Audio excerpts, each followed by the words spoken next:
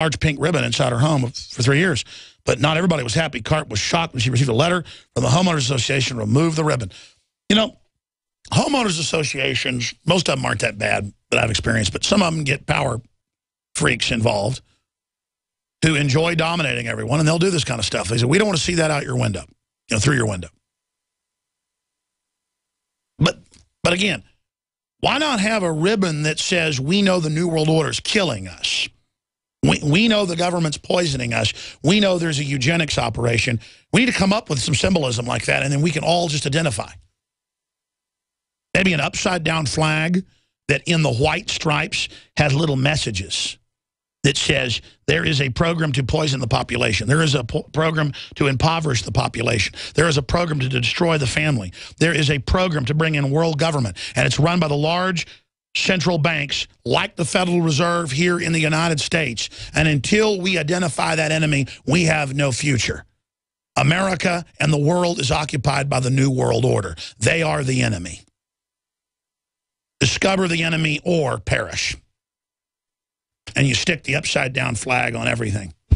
And people go up and read what's in the messages. And then others can add what they think the problem is in the emergency message. And then that can spread. There. If you go out and do it, it'll be a great victory against the enemy. Will it bring them down? No. But the act of resistance and truth will.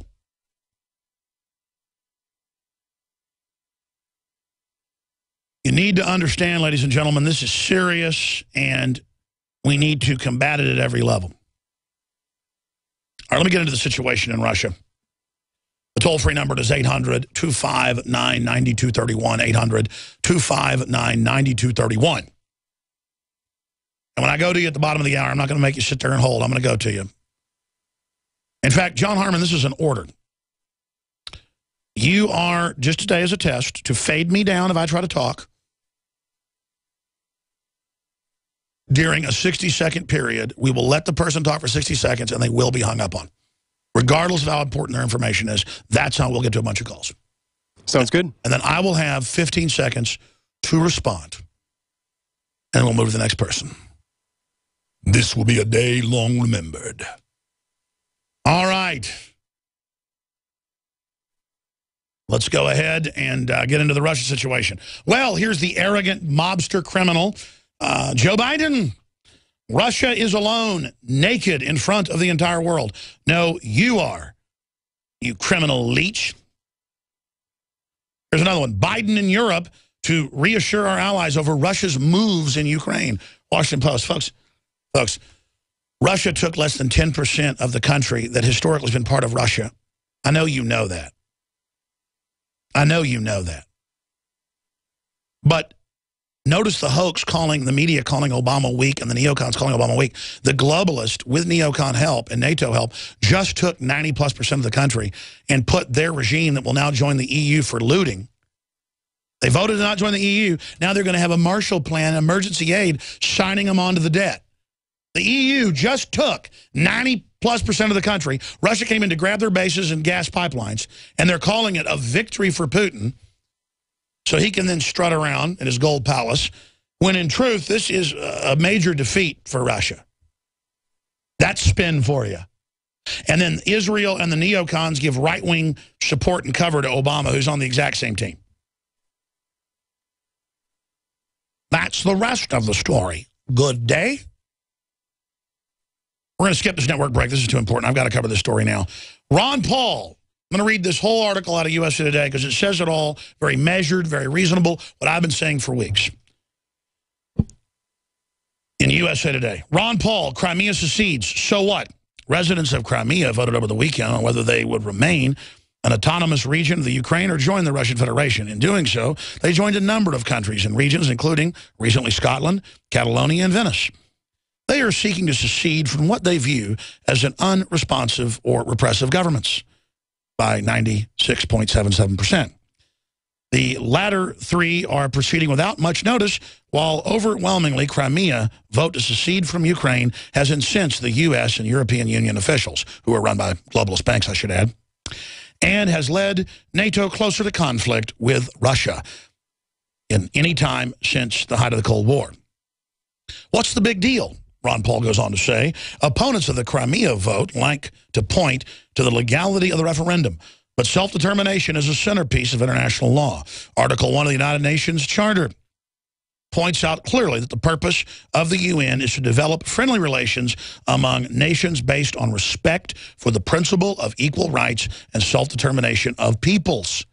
Why does the U.S. care which flag will be hoisted on a small piece of land thousands of miles away? It's 8,000 miles away, technically. Critics point to the Russian occupation of Crimea as evidence that no fair vote could have taken place. Where were these people when an election held in Iraq, occupied by U.S. troops, was called a triumph of democracy?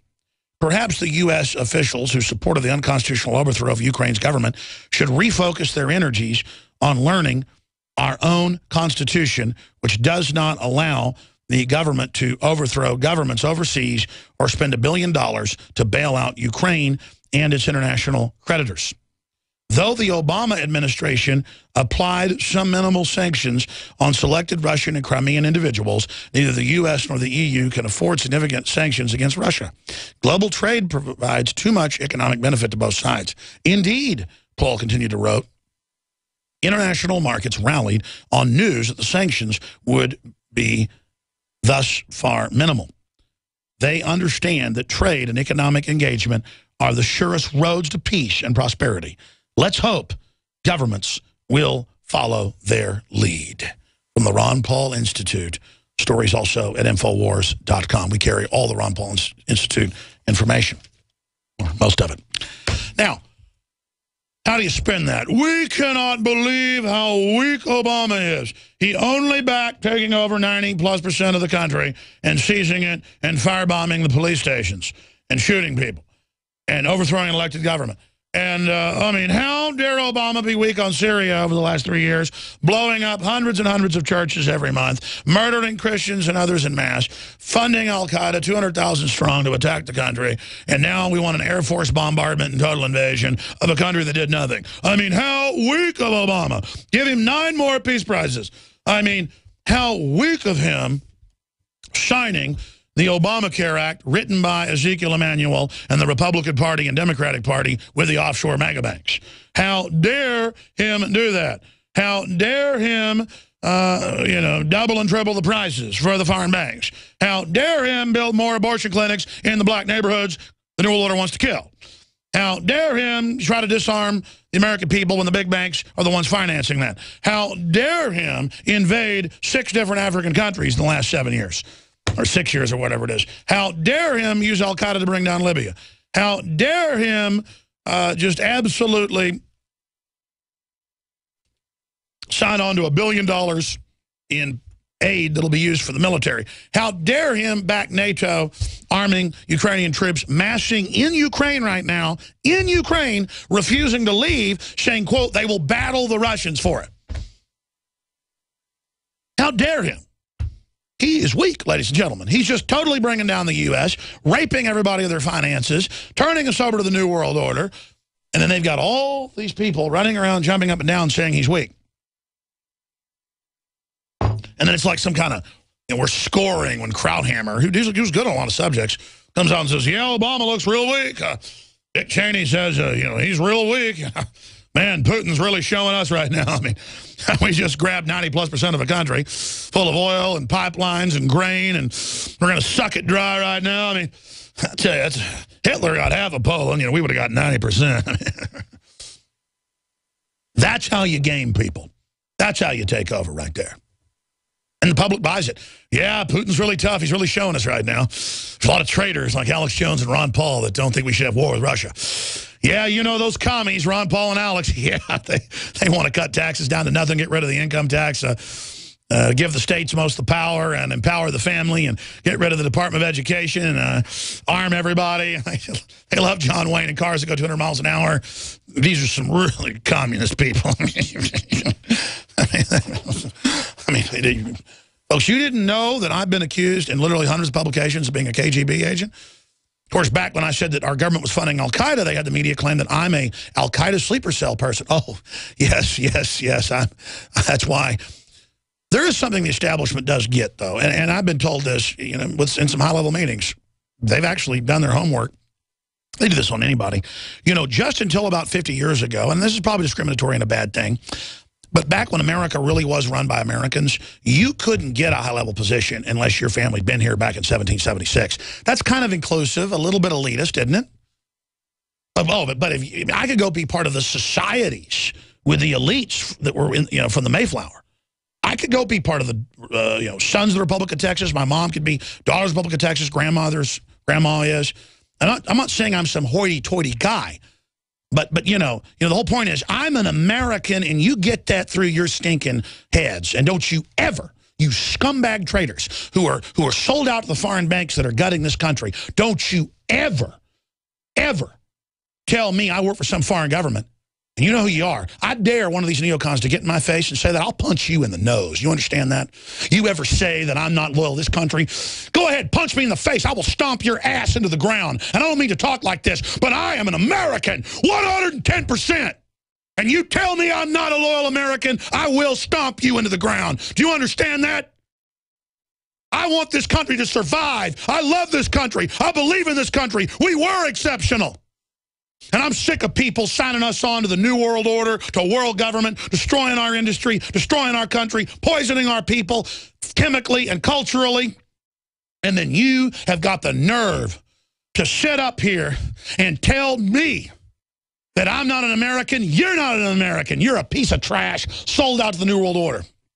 The neocons, the Democratic Party, all of you are enemies. Enemies, and you want to usurp me, and you want to usurp my family, and you want to usurp everyone and trot them underfoot. Well, I'm not going to sit here, and I'm not going to put up with it. And that's what it comes down to. I am the rightful heir. You are the rightful heir. We are the rightful heirs of this republic.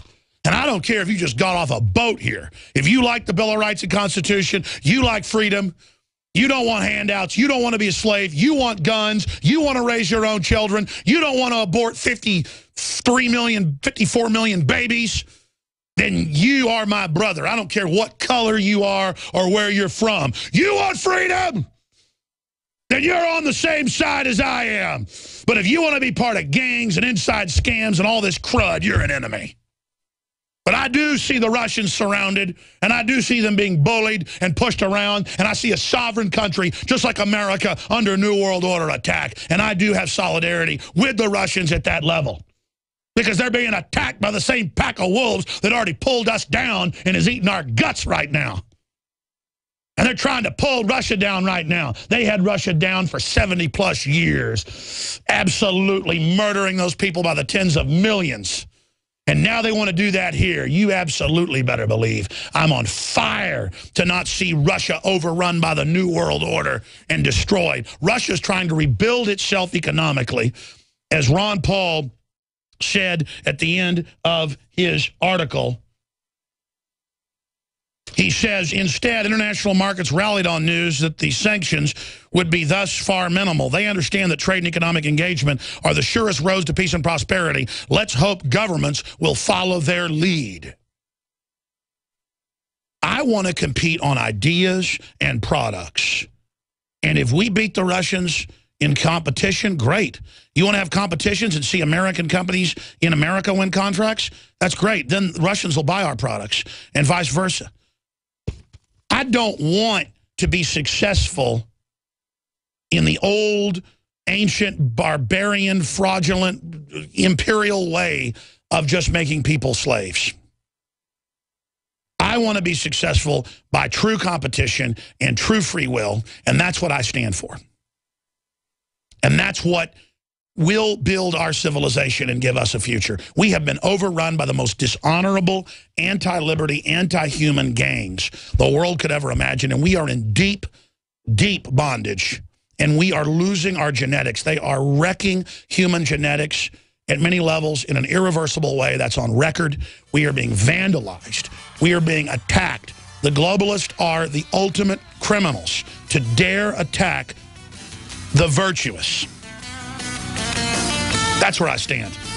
And excuse me for saying I'll kick people's butt. It's just a certain point, you know, I dare one of these media people, one of these guys come up and tell me I'm a KGB agent. Go ahead. If I am, come punch me in the nose. I'm going to stomp your head in the ground. I'll show you who the American is, punk. We're on the march.